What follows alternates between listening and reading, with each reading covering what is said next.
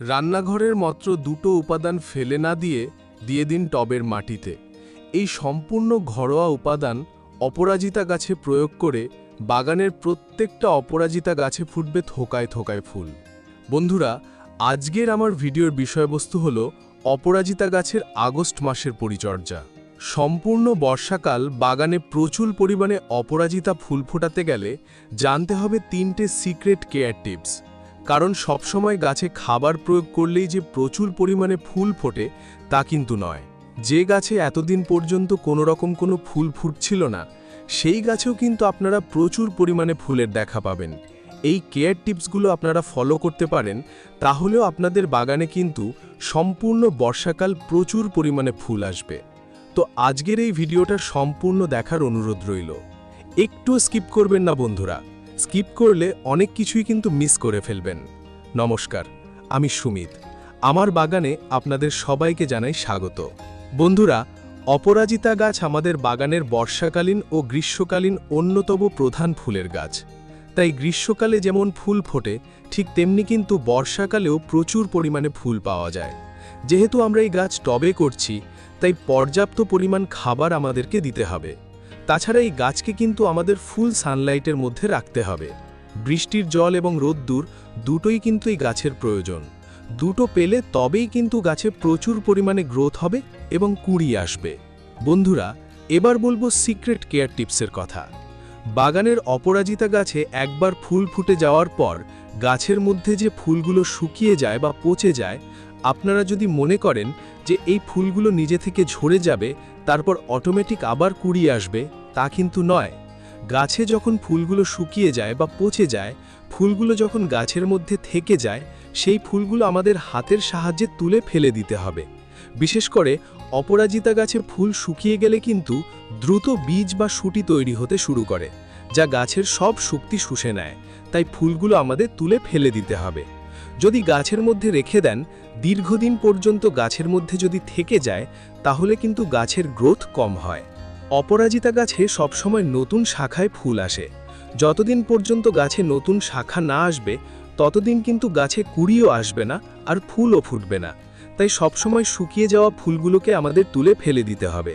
এবং এর সাথে সাথে ফুল শুকিয়ে যাওয়ার পর গাছের মধ্যে যে বীজগুলো থাকবে, সেগুলোকেও তুলে ফেলে দিতে হবে। এবং তার সাথে সাথে গাছের পিঞ্চিং করতে হবে। পিঞ্চিং বা সফট প্রুনিং করার পর 3 থেকে 4 দিনের মধ্যেই আপনারা লক্ষ্য করতে পারবেন সাইড থেকে কিন্তু 2টো অথবা 3টে ব্রাঞ্চ আসছে। আর সেই 3 ব্রাঞ্চের মধ্যেই কিন্তু প্রচুর পরিমাণে কুঁড়ি আসছে। তাই যত গাছকে ছাঁটবেন, তত কিন্তু গাছে কুঁড়ি আসবে এবং গাছও প্রচুর পরিমাণে ঝাঁকড়া হয়ে উঠবে। ফুল ফুটে যাওয়ার পর যদি এই হালকা কাটাই ছাঁটাই আপনারা ঠিক সময় মতো না করতে পারেন, তাহলে গাছের গ্রোথ কিন্তু অনেকটাই বন্ধ হয়ে যায়। বন্ধুরা, আপনারা অনেকেই বলেন যে অপরাজিতা এবং থোকা অপরাজিতা গাছের পরিচর্যা কি একই? হ্যাঁ, একেবারেই একই।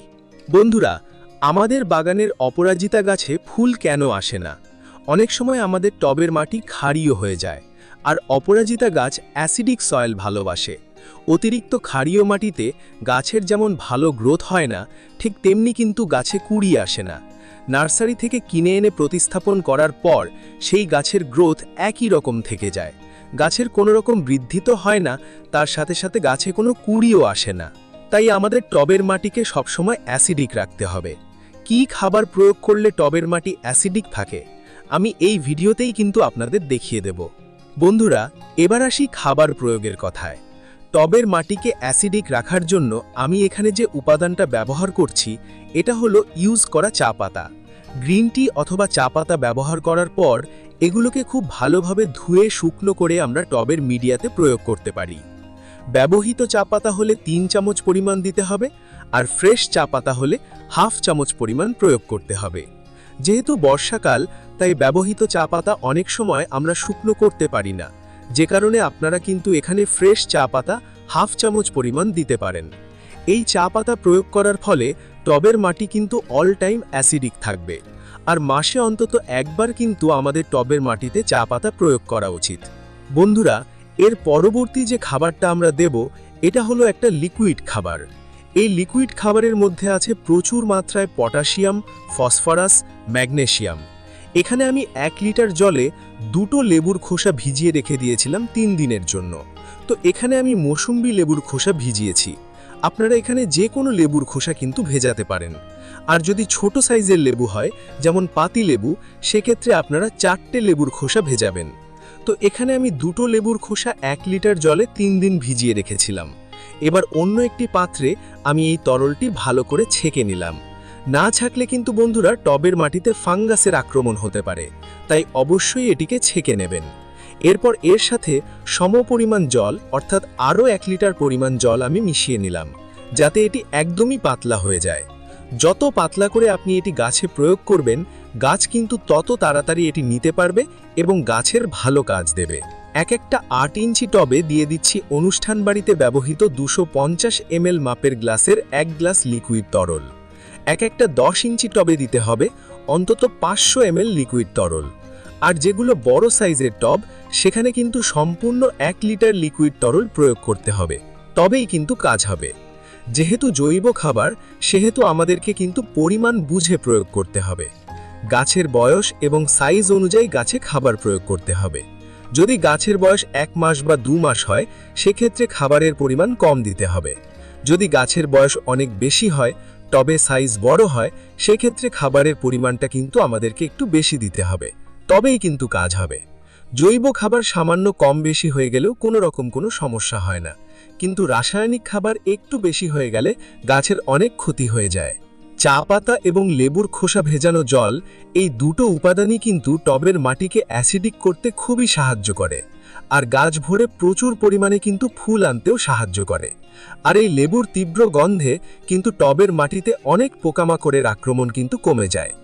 এই খাবার 15 দিন অন্তর অন্তর টবের মিডিয়াতে প্রয়োগ করতে হবে। যখন বৃষ্টি কম থাকবে, মাটি সামান্য শুকনো থাকবে, তখনই কিন্তু এই পরিচর্যা আপনাদেরকে করতে হবে। এছাড়া গাছের পাতায় নিম তেল কিন্তু প্রতি 10 দিন অন্তর অন্তর স্প্রে করবেন, তাহলে গাছে পোকামাকড়ের আক্রমণ অনেক কম হবে। বন্ধুরা, এই ছিল আমার অপরাজিতা গাছের আজকের আগস্ট মাসের পরিচর্যার ভিডিওটা যদি আপনাদের এতটুকু উপকারে আসে, তবে ঝটপট একটা লাইক দিয়ে দিন, আর কমেন্টে জানান আপনাদের অপরাজিতা গাছে এখন ফুল আসছে কিনা।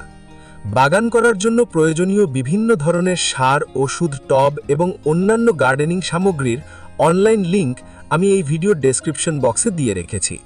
আপনাদের যেটা প্রয়োজন চাইলে সেখান থেকে দেখে কিনে নিতে পারেন। বাগানপ্রেমী বন্ধুদের সাথে ভিডিওটা শেয়ার করুন, আর চ্যানেলটা সাবস্ক্রাইব করে পাশের বেল আইকনটি প্রেস করুন, যাতে সবার আগে আপনার কাছে আমার ভিডিওগুলি পৌঁছে যায়। আজ তবে আসি, দেখা হচ্ছে ঠিক পরের ভিডিওতে। সবাই খুব ভালো থাকুন, সুস্থ থাকুন এবং এভাবে গাছ করতে থাকুন। ধন্যবাদ।